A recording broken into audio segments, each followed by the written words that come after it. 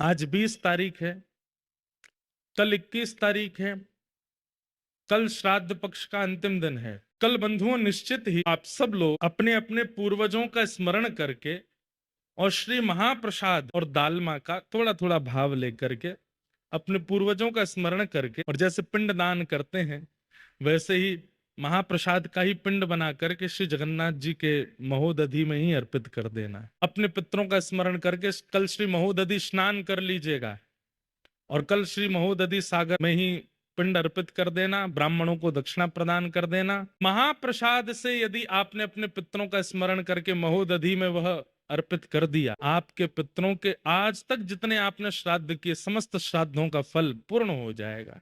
महाप्रसाद अर्पित कर दीजिए, आपके पितृ आनंदित हो जाएंगे, प्रसन्न हो जाएंगे, तृप्त हो जाएंगे, जितने भी पितृ दोष आदि हैं सब निवृत्त हो जाएगा।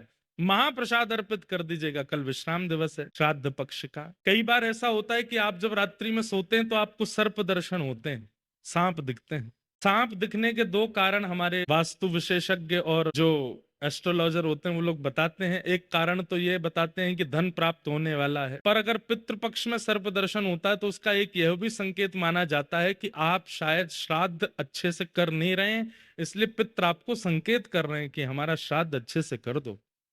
तो सर्पों के द्वारा वो यह दिखाते हैं। और भी उसमें कई क्रम है, पर मूलतः हमें यही पता है कि मानो पितृ ये आज्ञा कर रहे हैं कि थोड़ा श्राद्ध अच्छे से कर दो। तो उसके लिए अब तक तो जो हो गया सो कल विश्राम है, तो कल महाप्रसाद को ही लेकर के आप महोदधि समुद्र नारायण भगवान में अर्पित कर देना और यहीं स्नान करके अपने पितरों को प्रणाम कर लीजिएगा। निश्चित ही महाप्रसाद का एक कण जीवितों को कल्याण कर देता है, तो जो मृतक हैं उन पर तो उद्धार कर ही देगा, सबका मंगलमय होगा।